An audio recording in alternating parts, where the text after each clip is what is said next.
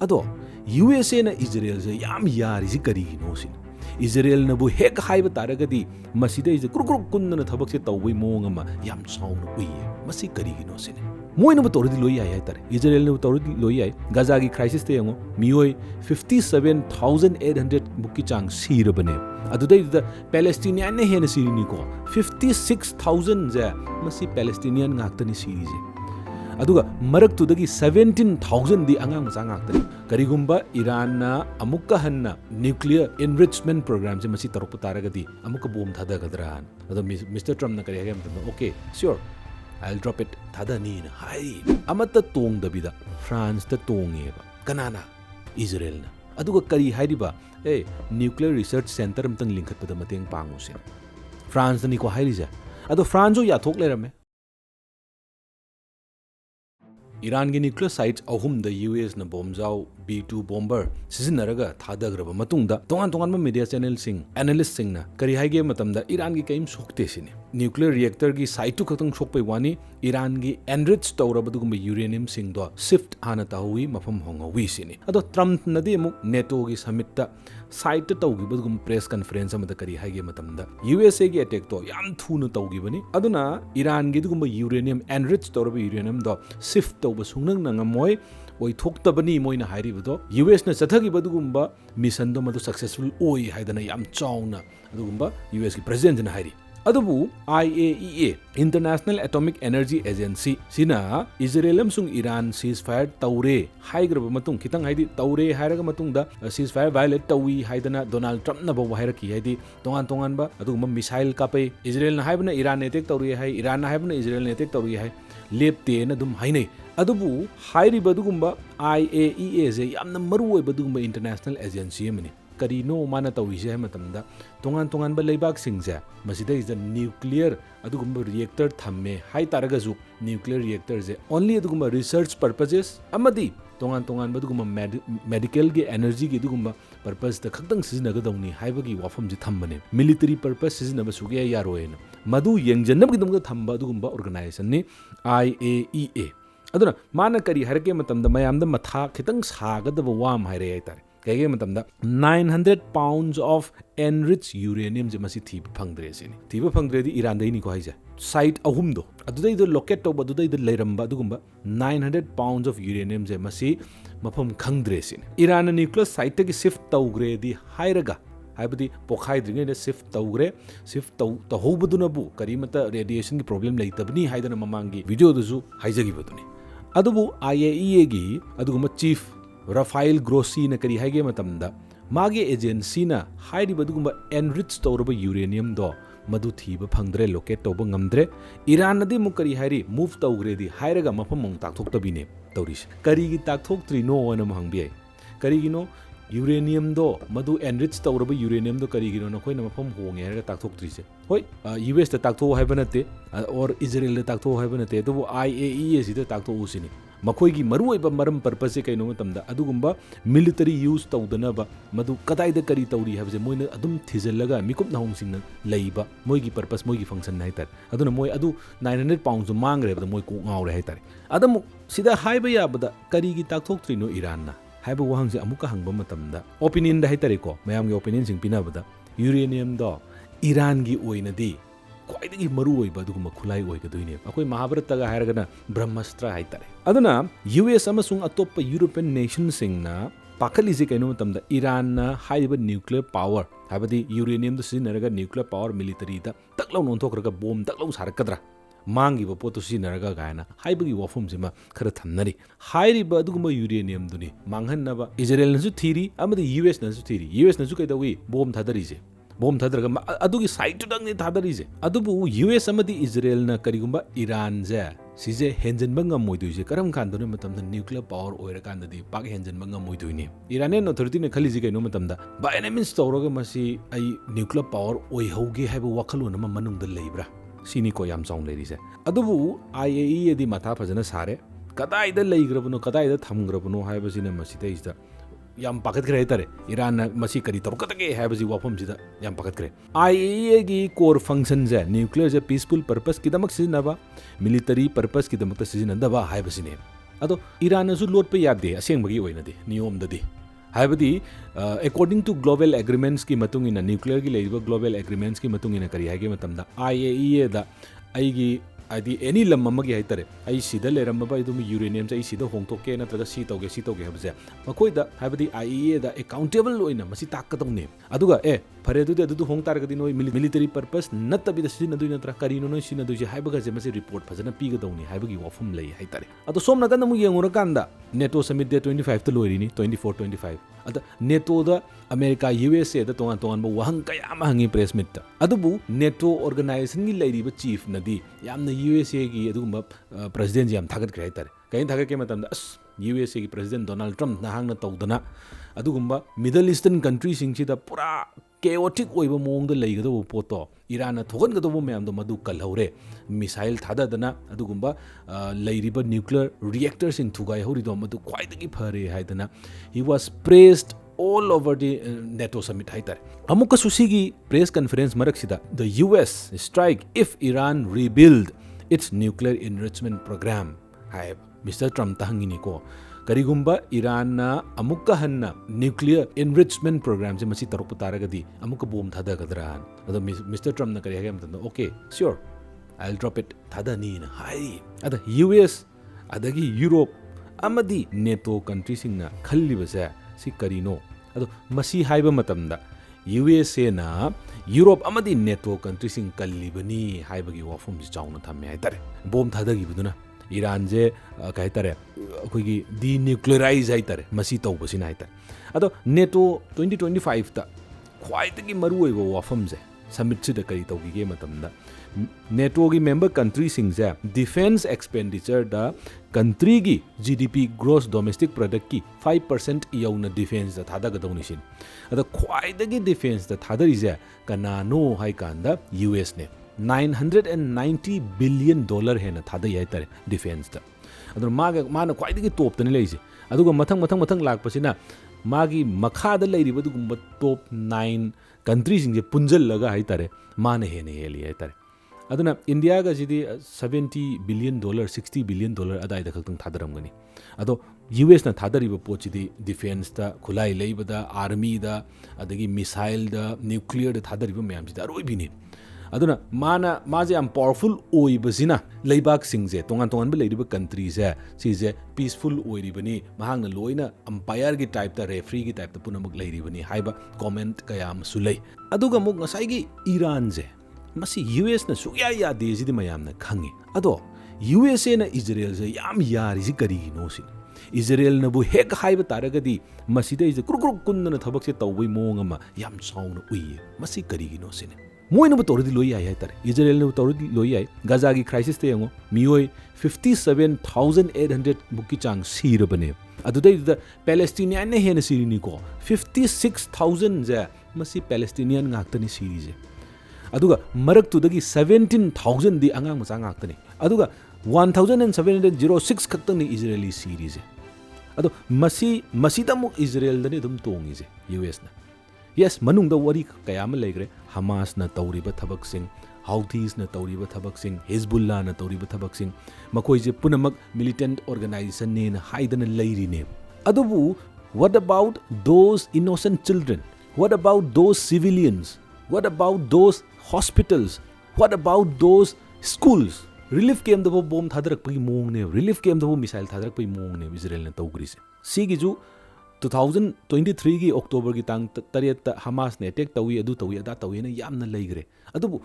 ꯑꯗꯨ ꯈꯛꯇꯪ ꯌꯦꯡꯕ ꯅꯠꯇꯕ ꯃꯃꯥꯡꯗ ꯍꯤꯁꯇ꯭री ꯀꯥ ꯍꯦꯟꯅ ꯌꯦꯡꯗꯕ ꯌꯥꯔꯣꯏ ꯍꯥꯏꯇꯥꯔꯦ ꯀꯔꯤꯒꯤꯗꯃꯛꯇ ꯏꯖꯔꯦꯜꯒ ꯍꯃꯥꯁꯀ ꯅꯠꯇ꯭ꯔꯒ ꯀꯔꯤꯒꯤꯗꯃꯛꯇ ꯄꯦꯂꯦꯁꯇꯤꯅꯤꯌꯟꯒꯤ ꯑꯗꯨꯒꯨꯝꯕ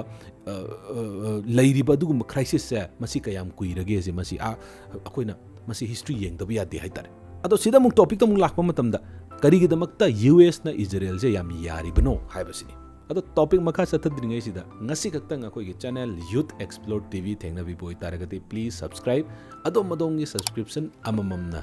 ꯍꯦꯟꯅ ꯑꯩꯈꯣꯏꯗ ꯚꯤꯗꯤꯑꯣ ꯁꯦꯝꯕꯒꯤ ꯑꯗꯨꯒꯨꯝꯕ ꯊꯧꯅꯥꯗꯣ ꯍꯥꯞꯄꯤ ꯑꯗꯨꯅ ꯄ꯭ꯂꯤꯖ ꯗꯣꯟ ꯐꯣꯔꯒꯦꯠ ꯇꯨ ꯁꯕꯁꯀ꯭ꯔꯥꯏꯕ ꯑꯗꯨꯒ ꯚꯤꯗꯤꯑꯣ ꯂꯣꯏꯐꯥꯎ ꯌꯦꯡꯕꯤꯌꯨ ꯑꯗꯨꯒ ꯀꯃꯦꯟꯠ ꯄꯤꯕꯤꯔꯝꯃꯨ ꯑꯗꯨꯅ ꯚꯤꯗꯤꯑꯣꯗꯣ ꯑꯃꯨꯛ ꯃꯈꯥ ꯇꯥꯅ ꯂꯥꯛꯄ ꯃꯇꯝꯗ ꯇ꯭ꯔꯝꯞ ꯈꯛꯇꯪ ꯅꯠꯇꯦ ꯏꯖꯔꯦꯜ ꯌꯥꯔꯤꯁꯦ ꯍꯥꯏꯕꯗꯤ Donald Trump sina president oirakanda Israel yabani haba natte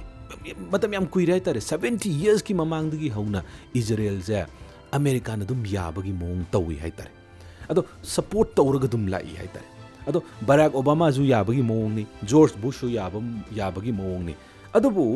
yaribagi maram se sisi ahanba maram je kari oiba yage matamda Middle Eastern countries singje ayambana Muslim country ni Islam gi dharma chatpa dugumba miyoi singna khunda laitaba leiba ngaktani anambana most of the countries haitare aduga mo Muslim countries singje kitang conservative oi aduga matamduda haiba tare ko supreme leader singna adagi dharma gi oiba leader singna anambana pali conservative oi aduna liberation gi freedom gi amadi leiriba democracy gi wakhalon je masi watli haibana masigi achouba maram am oi adu madu oijaba taragasu Middle Eastern countries singje thau yam puthoi and prithvi da sin eiba thau mayam je Middle Eastern country dagi achouba percentage am lai ni haitare US ti matam du da thau gi adugumba demand yam lei haitare aduna makoina thau ju phangnaba thau je leiba yanaba moina monopoly tawba yanaba gi damakta matam duda haitare Middle Eastern countries sing da palibudum leader singje masi leader sing do pham thado gonbugumba haibadi regime change tawonba government change tawonbugumba leader assassinate tawbugumba si kayama tawrga lakhiba so that moina haiba yaba mi moina sizinaba yagadaba mi adu oina leader oina hapaga thamba haitare haujuk su yam tawri haidi any government to haidi any state ta haitare ko haidi India gi buro Pakistan gi buro any state ta lairiba state ki adugumba government state ki leader do central government na haiba yaba mi ne ba thi doije wahang hangoi daba yaga daba aduna kaino matam moina sarkar do panma matam da lengak to panma matam da nungai na bani Middle East country sing da anambana Muslim country oiriba conservative society oiriba sida only one country Israel ji khaktang Israel di democracy gi kitang lei adagi liberation haiba wakhalon du lei freedom of speech lei freedom of adu lei haidana adugi wakhalon do khara inkhala aga 1948 5 da Israel je ningkha tamaba matung da haitare ma je akhui gi chawkhat pa leibak ni haibagi natraga haidi modernize oiba way of adugumba governance leini haibagi wakhalon je lakpani haitare aduna ngasai gi US na lammam thirambado akhoi ga wakhalon manaba lamma thige na thirama matamda Israel ji tarakpani haitare Israel di akoina haiba yagado mali makoi di democracy chatpani makoi di leiriba conservative oide makoi di adugumba liberal way of life lei gaina khanba adugumba matamne haitare adai di like minded group haitare haidi Israel ga US ka se khara pulle khara yanare adubu matamgi matung inna Israel was taking advantage Israel jina oina kaidawrage matamda US control khara tawba hore kamdauna tawroi no matamda makoina American leadersing apik pa leader dagi hauraga senator oina famiba adagi even president gi adugumba khalliba congressmen congresswomen sing phawba makoina khara kaidawi matamda control tawi hai control to isne kaida election dagi haure election da tongan ma paisa funding kaya ma kaidaraga hairiba adugumba leiriba adugumba leadersing Israel na haiba yagadabu leadersing je masi thema ga America je punna khara themaga thamgibagi mawoni aduga si khaktang natana Israel gi intelligence ki agency oiriba Mossad sina tongan ba tactics kaya ma sizinaraga American leader kaya ma haidi makoi gi arol thup kaya ma khangtu matongda hairiba arol thup singdo madu blackmail tawgi mawongda akoi gi black card ama akoi gi sizinabagi mawongda mase America gi leader sing da sizinabra haibagi adugumba wafam kaya ma su thammi haitare masidani Israel gi prime minister Netanyahu na haibada Trump je lan yauroi haidana Israel ga Iran ga nakoi anida week ani pige ga na hairam matungda madu nangdringai ahingdu da bom thada nabagi plan sindana pung 12 da bom puba aduguma B2 bomber do pairaga laaga Iran da pung manga da ida yawra matungda masida ida bom thadara manga pung 8 makhaya da ida mu pairaga chatkhraga America yawruni haitare hairam mana kari I am giving you 2 weeks week ani pige ai lan yawroi adu week ani gi manung sido no ya sanoko na hairamba adu he harak pudi media channels ingin kari hare Israel se masi US na betray tawbire he Israel gi michang US na changbidre he gan haire adedi prime minister Netanyahu na Trump na kari hairu baino kamai to buno khangde nangde bom thadagre adno hangi wong ji kaino matamda Israel gi makhutta Donald Trump ki kari adugumba arona thup leige sin because adugi arona thup tawraga masi sizinari bra haibagi wahang kayam so hangi si aina haijaba nate ko tongan badugumba US ki adugumba representative na phawba haiba wafam lei ado sida jum yengbe as adudi politics ki adugumba way da haiba oramgani hena khanabasu yai yes hairibi singje na mana geopolitics haiba sidi theory adagi conspiracy adagi news adagi analyze tawraga masi tawba ngaktani aduna masi khuding makse punamak chumme haibadi taseng na leiriba government ki adugumba agency sing adagi tongan ba press media sing sina hairak mikupta punna manana haira matamda esi bodi chumma male he gana haiga dawni adu natri bodi chapchana khangma ngam pote hetare adubu masi mayam sida Trump na tawriba mong sidadi Israel gi influence yamna chawna lei haiba singdi yam chawna khangdrane khoina masini ko haijari se hauji khatangi nate Israel na adugumba US ki president moiro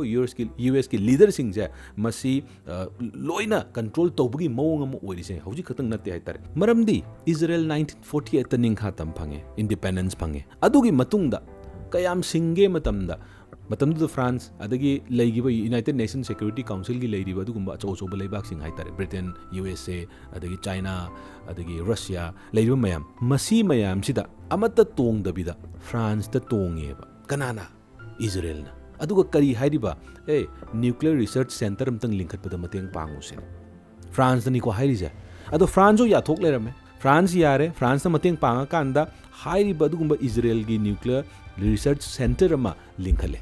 adubu matamdugi US ki president John F Kennedy na di madugi thabak du ya yade keno tamda France na khoi du tawgano Israel da adugumba nuclear power paihan nabagi mong tawgano nuclear reactor sagano nuclear reactor sabada mateng pangano kaigino matamda Middle East country da ni leido Israel ju thok taksi na redi moi democracy ne adu ne adane haijabai wani adubu moi na tawning da tawradi khoi kamai tawdiba haibagi wakhlon sida madu tawgano haidana yam kanna themamme aduga yam kanna criticize tawi John F Kennedy na adu madu criticize tawruraba matungda kaidauge matamda John F Kennedy za assassinate tawgibane yongko Israel gi mayok ta wangang uba ikui dana America gi president matamdugi John F Kennedy assassinate tawgi adu Israel na hatli haibadi natte ko maram budi mayam leigre class akoi gi classified tawrga leigre tare adu declassified taw matam tongan ba adugumba Israel gi adugumba Mossad che nei haibagi wafam kayamadi hai adugumba akoi gi president gumba prime minister gumba assassinate tawgi base praja mayam da he khanghan de tare adu yes conspiracy theory ni US ki representative oina leiriba Taylor Green na su masi phongtokhiba leire United States ki miyam na khwaidagi pamna badugumba president oiramba misaga malai mahangna Israel gi mayokta wa khara kanna ngangure adugi matungda mahakse assassinate tawgi haiba adugumba wafam se hantak to 2025 ta su phongtokhiba kuidri haitare hairiba US ki representative oiriba Taylor Green jin aduna Israel za site yeng kan the picture bai wane powerful yam oiri adumaina yanadana leigre adubu 1969 da mu kaida wi hai kan yongo kayam Israel ji kayam phauge se America gi matamdu gi president Richard Nixon amadi Israel gi prime minister Goldie Meir na mu kaida ge matamda aron ba agreement ama sign tawnare madu gi sign je hek tawgi bdai di kero matamda US na hojik phauba Israel na khoi kari gi nuclear power madu enrich tawrino natraga reactor kari gi hapino kari gi linkhalino hai ba je wambo hai gi draitar ademo non proliferation treaty haidana prithvi pumbada non NPT se sign tawgadawni haidana koyin illaga torombodo madu Israel nom de illu de haitare ado hairi badugumba Israel sa sahi kaagi matungda nuclear bomb je leite adum hai hojik phauba ta sengna pura oina hai de haitare Israel je singbai chang je nuclear warheads kaya lei bo haidok de haitare tongan badugumba agency na 60 dagina 400 paugi chang leramba yaen hai ado 400 pau leitaraga di India da isu heli Pakistan da isu heli 400 yorum taragadi ado range ni ko pirise kaya bau lei kadai bau lei habdu khangde adubu moina phana lauthok taba taragazu prithvi de leiriba dugumba nuclear power country sing kana no hai matam da Israel su yawi hai tare 9 countries sing manung Israel su yawi aduna pikhraba Israel jina chaugraba adugumba US yam powerful oiraba country sa moina ek sananing bo mong da sanai haibase tongan badugumba agency sing tongan ba news analyst sing amadi researcher sing nasu tongan bo afam thami aduna Israel hek tawriba thabak sing ja masi US na condemn tawdabida karimata haidana ure usana da tare tasana da dum lei haibagi wafam sima lei ngasi video ji kamdo bigi habdo mayam comment thambiramu aduga mathangi video da amu थेंगनसे।